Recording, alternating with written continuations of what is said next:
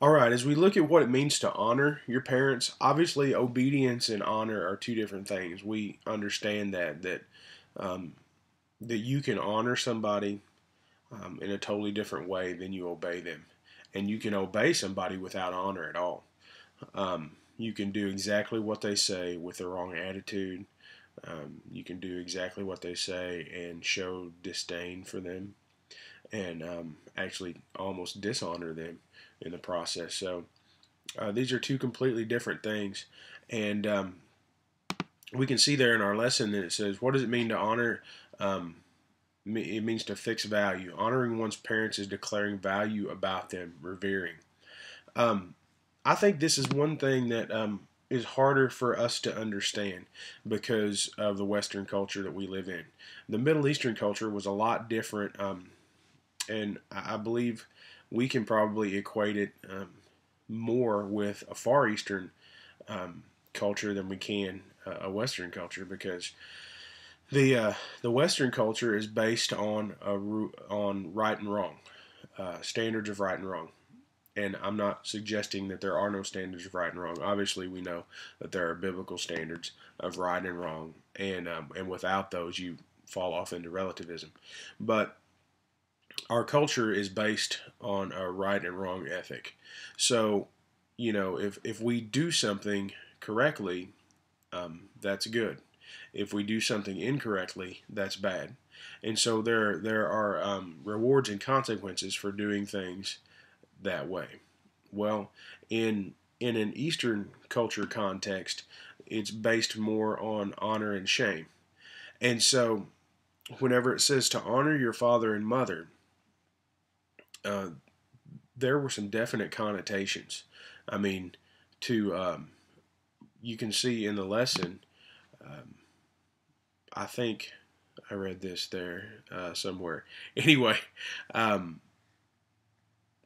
yeah, whoever reviles father or mother must surely die. So, I mean, obviously the consequences were pretty severe for someone who did not honor their parents.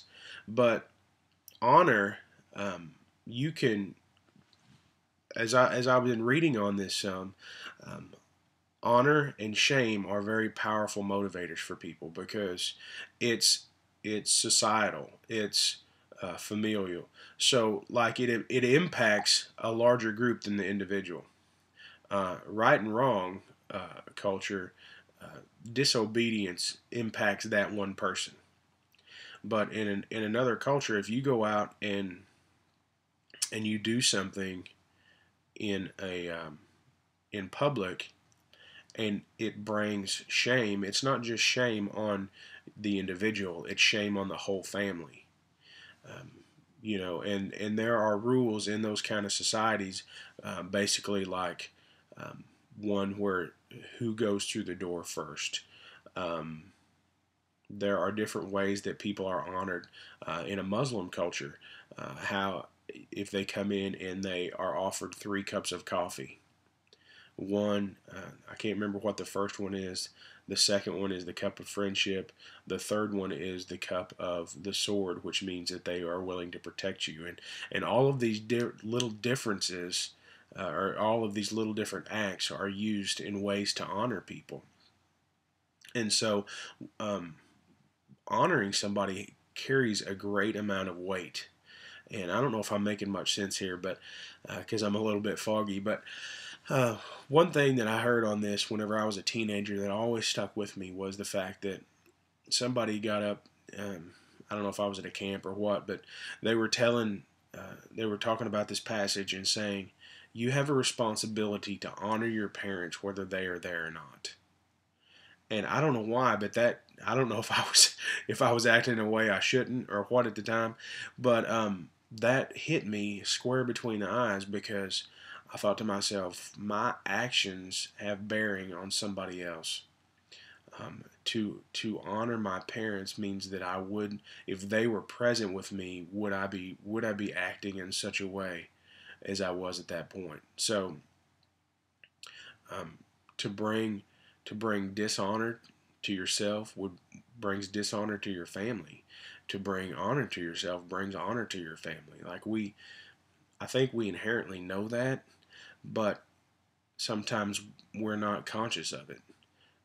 And I don't believe teenagers are conscious of it much at all, because there is a level of sneakiness that occurs sometimes in a teenager's life where if mom and dad aren't around, I can get by with this.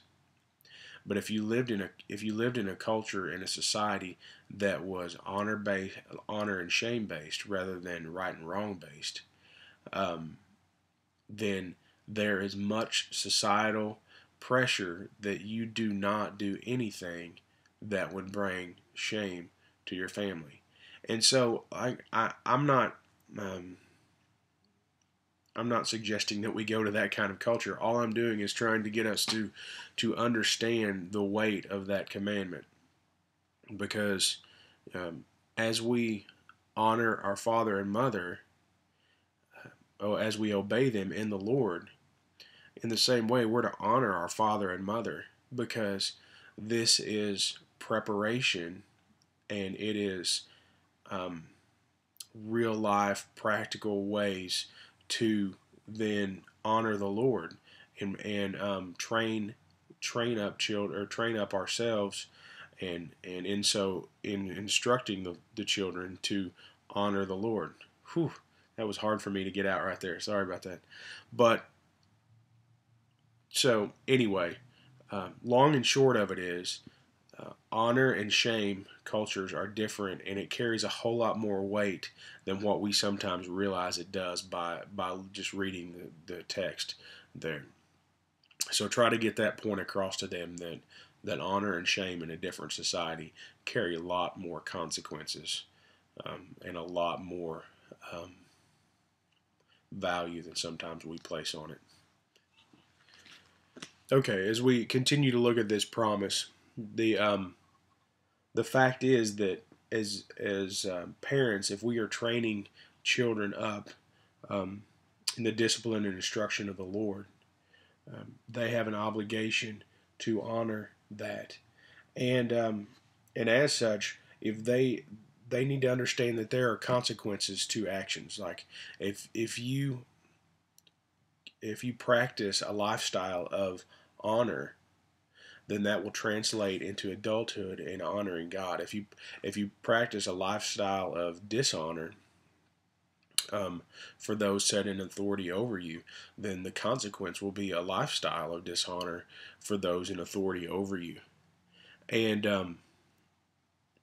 and so they will continue to reap the consequences of those actions on either side, and they just need to understand the fact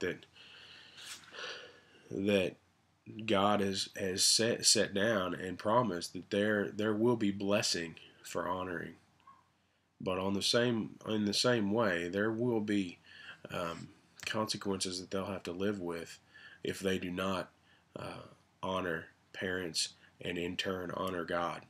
As you can see in the lesson there, it says that dishonor gone uncorrected results in the child living in darkness and death, for it is rebellion against God. Um, they just need to understand that their consequences have actions. And I know I feel like I'm kind of rambling right now, so my fever may be coming back. But anyway, let's move on to the took portion.